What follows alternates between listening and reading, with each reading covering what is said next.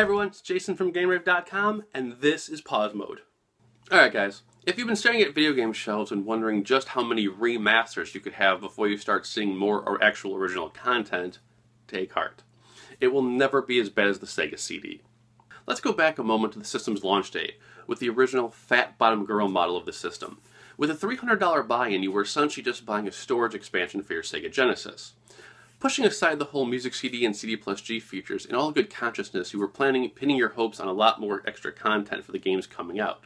What essentially happened was developers had no idea what to do with the extra space, and worse, simply used it as a dumping ground for remastered copies of Genesis games. Sadly for the era, all that meant was usually slapping on a full-motion video to the front of the game, and then tossing in real Red Book audio versus the Genesis cart chip music. The problem made itself readily viewable right out of the box, as the entire Sega CD software pack-in was nothing but Genesis cart games slapped onto a CD with a quickie PC port of Sherlock Holmes. Then came the constant dual versions of game releases like Batman Returns, where there really was extra content, only it came in the form of annoying racing levels that went on forever. Or the even more confusing same game, different company syndrome, like how Takara did the Genesis versions of SNK games and JVC did the Sega CD ports of the same games. One of the most embarrassing moments for ported games came with Mortal Kombat CD. When loaded up, each time you were forced to watch the TV commercial without being able to skip it.